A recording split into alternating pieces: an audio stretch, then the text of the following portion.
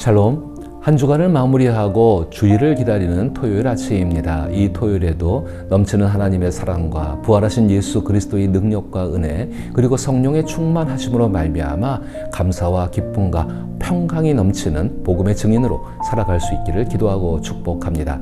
특히 내일 주일에는 유치부와 연합 예배를 드립니다. 아침에 함께 참여하게 되기를 바라고 또 오후에는 태국에서 선교 사역을 감당하시는 김예진 선교사님을 모시고 오후 예배에 함께 하고자 합니다. 오후 예배에도 많은 참여를 부탁드립니다. 오늘 함께 읽고 묵상할 말씀은 갈라디아서 5장 5절과 6절 말씀입니다. 제가 읽어봅니다. 우리가 성령으로 믿음을 따라 의의 소망을 기다리노니 그리스도 예수 안에서는 할례나 무할례나 효력이 없으되 사랑으로서 역사하는 믿음뿐이니라. 아멘. 저는 오늘 이 두 구절의 말씀을 통해 확실한 소망에 대해 생각해 보고자 합니다. 그리스도인이 말하는 소망은 하나님께서 이미 약속하신 것을 반드시 이루신다는 확신에 근거한 기다림입니다. 이는 세상에서 흔히 말하는 희망이나 바람과는 본질적으로 다릅니다. 세상의 희망은 이루어질 수도 이루어지지 않을 수도 있는 가능성에 기대는 마음으로 상황이나 감정, 환경의 변화에 따라 쉽게 흔들리며 인간의 능력이나 우연에 의존하는 불확실성을 전제로 합니다. 반면 그리스도인의 소망은 하나님의 성품과 약속 그리고 예수 그리스도의 부활이라는 변함없는 근거 위에 세워져 있어 외부 조건에 좌우되지 않고 현실의 고난 속에서도 지속되는 힘을 가집니다. 따라서 그리스도인의 소망은 단순한 바람이나 기대가 아니라 하나님께서 반드시 선하게 인도할 것이라는 믿음에서 비롯된 담대한 확신이며 미래에 대한 막연한 기대가 아니라 이미 보증된 약속을 기다리는 신뢰의 태도입니다. 바울은 갈라디아서 5장 5절과 6절에서 갈라디아 교회가 직면했던 가장 심각한 영적인 문제인 할례와 무할례, 즉 할례를 받은 사람이 진정으로 하나님께 인정받은 사람인지 혹은 할례를 받지 않은 사람이 진정한 하나님의 자녀인지에 관한 문제를 다루며 복음으로 얻은 자유에 근거한 참된 소망을 전합니다. 이 문제는 오늘날 우리에게 다소 낯설게 느껴질 수 있지만 예수님을 믿으면서도 여러 사정으로 인해 교회에 출석하지 못하거나 신앙적인 행위를 하지 못하는 사람이 구원을 받았는지에 대한 질문과 연결되어 매우 실질적인 문제에 답을 주고 있다고 생각합니다. 이러한 갈등의 근본에는 하나님께서 인정하시는 의가 이루어졌는지에 대한 깊은 고민이 자리하고 있습니다. 바울은 이러한 갈등에 대해 그리스도인이 복음으로부터 얻은 자유에 근거한 소망을 이야기합니다. 그리스도 예수를 통해 얻은 자유는 크게 두 가지로 나눌 수 있습니다. 첫째는 양심의 자유로 자신의 부족한 행위로 인한 죄책감에서 해방된 것입니다. 둘째는 동기의 자유로 행위를 통해 자신을 증명하려는 기존의 욕구에서 해방된 상태를 의미합니다. 즉 더 이상 자신의 의를 얻거나 자존감을 확인하기 위해 행위로 증명할 필요가 없다는 뜻입니다. 즉 그리스도인의 소망은 세상의 희망이나 발행과 본질적으로 다르다는 것입니다. 그리스도인의 소망은 하나님의 약속에 대한 확신에서 비롯되기 때문입니다. 하나님께서 이미 이루신 구원과 앞으로 완성하실 약속을 신뢰하기 때문에 소망을 가진 사람은 자신의 행위나 성취에 의지하거나 스스로를 판단할 필요가 없습니다. 양심의 자유는 그리스도인의 소망이 주는 첫 번째 열매로 하나님께서 예수 그리스도 안에서 죄를 용서하셨다는 확신이 있기 때문에 자신의 부족함으로 인해 죄책감에 얽매이지 않습니다. 반면 세상의 희망은 상황이 잘 풀리기를 바라는 마음에서 비롯되었기에 실패하면 죄책감이나 두려움이 커지지만 그리스도인의 소망은 이미 보증된 은혜에 근거하여 양심이 자유를 누립니다.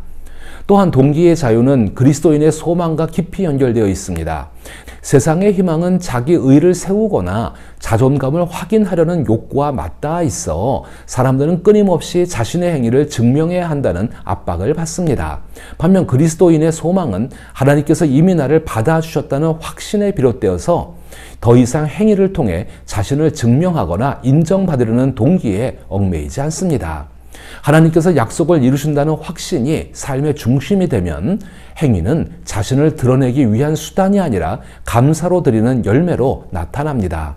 따라서 남들이 만든 기준에 따라 자신을 증명하려는 초조함이 사라지고 그럴 필요조차 느끼지 않게 됩니다. 이처럼 그리스도인의 소망은 단순한 바람이나 기대가 아니라 하나님의 약속에 대한 확신이 주는 자유로운 삶으로 이어집니다. 죄책감에서 자유로워지고 인정받고자 하는 욕구에서 벗어나며 자기 의를 세우려는 부담에서도 해방되는 삶이 바로 그 소망이 현실에서 만들어내는 변화입니다. 결국 그리스도인들의 소망이 하나님께 인정받는 의를 이루는 것이라면 예수 그리스도를 통해 얻은 자유로 인해 할례나 무할례 그 문제에 얽매이지 않는다는 의미입니다. 오직 중요한 것은 믿음과 소망과 사랑입니다. 그리스도인이 품는 소망, 즉 성경에서 말하는 소망은 믿는 대상에 대한 확신과 명확한 증거를 가지고 있는 것을 의미합니다. 히브리서 11장 1절에 믿음은 바라는 것들의 실상이요 보이지 않는 것들의 증거니라는 말씀은 우리의 소망이 곧 믿음임을 보여줍니다.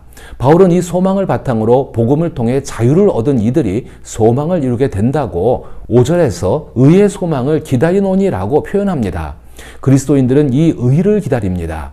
이미 예수 그리스도를 통해 완전하게 이루어진 하늘의 의가 하나님으로부터 지금 우리에게 임하고 있기 때문입니다.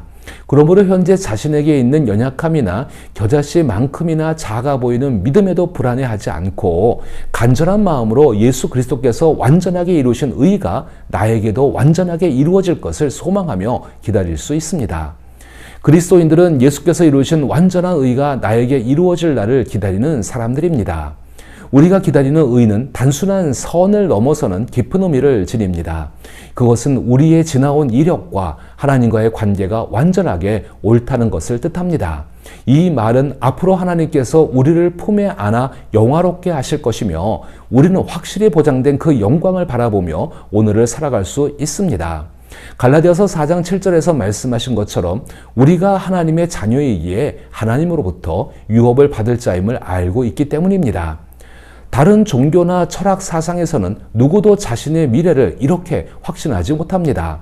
신앙이 없는 사람은 먼 미래에 자신이 어디에 있을지 알 수 없고 종교적이지만 복음이 없는 사람은 장래에 대해 불안해합니다. 그래서 하나님의 뜻이 이루어지는 샬롬과 그 과정에서 누릴 수 있는 삶의 여유인 샬바흐를 경험하지 못합니다. 하나님과 함께하는 확실한 미래야말로 복음이 맺는 열매입니다. 그리스도인의 미래를 언급하는 바울의 말을 통해 장차 찬란하고 영광스럽고 온전해질 우리의 모습을 상상해 보십시오. 특히 에베소서 5장 27절에서 말씀하듯 살아계신 예수님께서 우리를 자신 앞에 영광스럽고 흠없이 거룩하게 하시는 그날을 말입니다. 이 사실을 아는 그리스도인들은 자신이 누구인지 그리고 오늘을 살아가는 이유가 무엇인지를 깊이 생각하게 됩니다. 오늘을 살아갈 때에도 우리는 하나님 보시기에 우리의 영혼이 지극히 아름답다는 사실을 기억하며 오늘의 삶이 그날에 이르는 과정임을 확신합니다. 장차 천국에서 온전히 영광스러워질 때만큼이나 지금 이 순간도 하나님의 사랑과 존중을 받고 있다는 것입니다. 바울은 이러한 모습을 갈라디아서 5장 5절에서 우리가 성령으로 믿음을 따라 살아가고 있음을 말씀합니다. 바울의 말처럼 그리스도인인 우리는 믿음과 성령의 역사로 하나님께서 우리에게 완전한 의를 입혀주실 것과 그 의로 인해 누리게 될 확실한 영광을 간절히 기다리며 실제로 기다리며 살아갑니다. 그러므로 기다림은 단순히 우리가 향하는 목적지에 대한 지적인 동의에 그치지 않습니다. 그것은 말로 다 표현할 수 없을 만큼 생생하고 강력한 결과를 가져옵니다. 결국 바울의 말이 의미하는 바는 영적 훈련이라는 것입니다. 즉 우리는 양심과 동기가 깨어있는 마음을 가꾸어야 하며 그리스도 안에서 받은 모든 은혜를 간절하고 뜨겁게 기뻐해야 합니다. 이를 위해 자신이 받은 하나님의 자녀됨과 장래에 누리게 될 영광을 묵상하고 되새기며 그에 합당한 삶을 살아가야 합니다. 자신이 누구인지 그리스도 안에서 무엇을 받았는지를 수시로 되새길 때 마음 깊이 감동되고 보이지 않는 실체에 걸맞은 행실이 나타납니다. 이러한 변화는 예수님을 믿는 이들에게 일어나며 성령께서 도우십니다. 복음이 전하는 바와 같이 그리스도께서 우리를 소중히 여기시고 우리의 주님 되신 것은 우리가 가지고 있는 어떤 효용성 때문이 아닙니다. 우리는 예수님께 무익한 존재임에도 불구하고 예수님은 우리가 잘 되기를 바라며 사랑하십니다. 복음을 믿고 그 진리를 깨달았을 때 우리도 예수님의 마음으로 하나님께 반응하게 됩니다. 이제 우리는 하나님을 섬길 때 무언가를 얻기 위해서가 아니라 하나님을 하나님으로 섬길 수 있게 되었습니다. 다른 모든 것은 이미 다 보장되어 있기 때문입니다. 마침내 우리도 하나님의 하나님 되심을 사랑할 수 있게 된 것입니다. 더 나아가 다른 사람을 섬길 때에도 득실을 따지지 않고 있는 그대로 섬길 수 있습니다. 이러한 섬김이 우리의 일상생활과 함께하고 함께 모이는 주일에 더욱 뜨겁게 이루어지길 기도하며 축복합니다.